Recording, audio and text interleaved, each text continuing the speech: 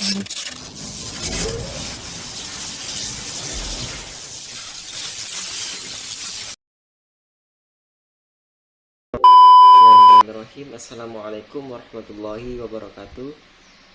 Yang terhormat Bapak Ade Novia Maulana MSc selaku dosen pengampu mata kuliah operasi riset, dan yang saya banggakan teman-teman sekalian.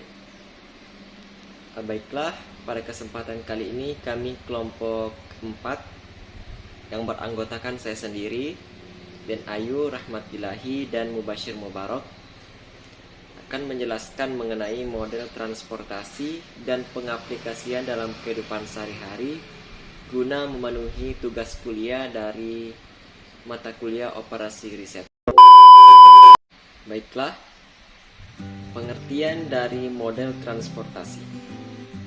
Model transportasi adalah suatu metode penentuan lokasi untuk menentukan pola pengiriman dari beberapa titik penawaran atau sumber ke beberapa titik permintaan atau tujuan dengan maksud untuk meminimumkan total biaya transportasi dan biaya produksi.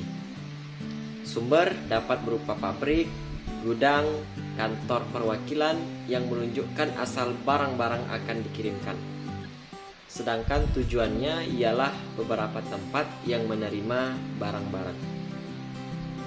Baiklah, selanjutnya mengenai kegunaan model transportasi dan pengaplikasian dalam kehidupan sehari-hari akan dilanjutkan oleh rekan saya yang bernama Den Ai. Assalamualaikum warahmatullahi wabarakatuh.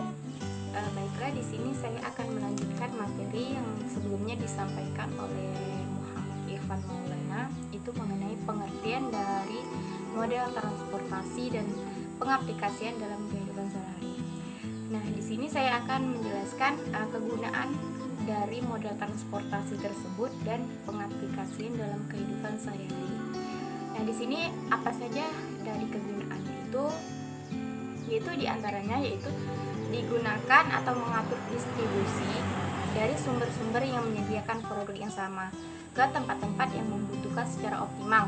Maksudnya di sini kita bisa mengatur dan mengaplikasikan suatu distribusi itu atau dari sumber-sumber tersebut dengan bisa menyediakan produk yang sama, dan bisa mengatur tempat-tempatnya itu dengan kebutuhan yang optimal. Terus yang kedua, untuk menentukan lokasi pabrik, di mana harus dipilih beberapa lokasi dari beberapa alternatif lokasi yang ada. Kita bisa memilih terlebih dahulu atau mensurvei tempat di mana kita akan mendirikan suatu pabrik atau perusahaan tersebut, untuk lokasi yang strategis yang bisa tidak mengganggu masyarakat seperti itu, dan tempatnya itu memang benar-benar bagus untuk kita membuat pabrik tersebut. Terus yang ketiga, digunakan bila perusahaan yang mempunyai beberapa pabrik dan beberapa gudang bermaksud menambah kapasitas satu pabriknya atau realokasi pelayanan dari setiap pabrik serta penambahan pabrik atau gudang baru. Nah, ini juga sepertinya sama dengan yang nomor 2, yaitu dengan kita mendirikan beberapa pabrik, tentu tempatnya akan berbeda-beda seperti itu. Misalnya kan di sini kita menyediakan di daerah ini, di daerah A kita menyediakan pabrik A, terus di daerah B kita menyediakan pabrik B, dan di daerah C kita menyediakan pabrik C. Nah, tentu di antara pabrik-pabrik tersebut, di situ ada gudang tempat penyimpanan, pasti ada. Karena suatu pabrik itu tidak luput dari gudang, karena disitulah tempat barang-barang itu tadi disediakan. Nah, setelah itu, untuk menambahkan kapasitasnya, kita harus bisa gitu membuat pabrik itu lebih teratur dan bisa menjamin barang-barang itu aman di situ, tidak terjadi kesalahan terutama. dan setiap pabrik penambahan pabrik atau gudang baru. Berarti di sini bisa menambahkan lokasinya itu luas. Nah, dalam kegunaan ini data yang digunakan dalam menggunakan moda transportasi itu ada 3. Yang pertama, tiap-tiap sumber beserta kapasitas dan penawaran per periode. Berarti di sini sudah terjadi yaitu namanya pemasaran dari setiap itu. Terus tiap-tiap tujuan beserta permintaan per periode. Maksudnya per periode di sini adalah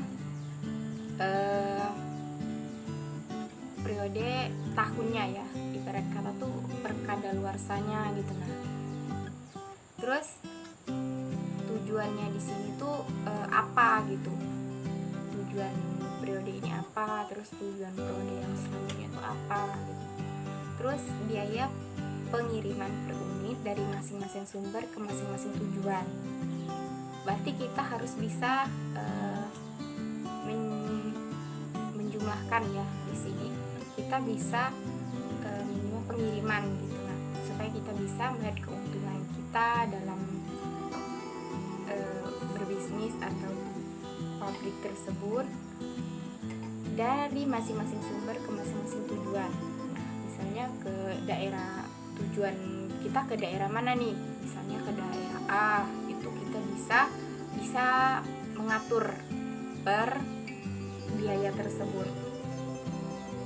Oke, mungkin hanya itu yang bisa saya sampaikan. Kurang dan lebih saya mohon maaf, dan selanjutnya akan disampaikan oleh teman saya. Sekian, terima kasih. Assalamualaikum warahmatullahi wabarakatuh. Baiklah, di sini saya ingin menjelaskan sedikit yaitu bagian C, ciri-ciri khusus. Ciri-ciri khusus persoalan transportasi adalah sebagai berikut. Yang pertama, terdapat sejumlah sumber dan sejumlah tujuan tertentu. Yang kedua, kuantitas komoditas atau barang yang didistribusikan ada dari setiap sumber dan yang diminta oleh setiap tujuan besarnya tertentu. Yang ketiga, komoditas yang dikirim atau diangkut dari suatu sumber ke suatu tujuan, besarnya sesuai dengan permintaan dan kapasitas sumber. Yang keempat, biaya yang dibutuhkan untuk memudahkan suatu komoditas dari suatu sumber ke suatu tujuan besarnya tertentu. Metode pemecahan menentukan solusi feasible awal dapat menggunakan metode sebagai berikut. Yang pertama, metode pojok kiri atas atau northwest corner. Yang kedua, metode biaya terkecil atau least cost. Yang ketiga, metode pendekatan Voges approximation method atau FAM. Menentukan solusi feasible optimal menggunakan metode sebagai berikut. Yang pertama itu metode stripping stone. Yang kedua, metode distribusi yang dimodifikasi atau modification distribution.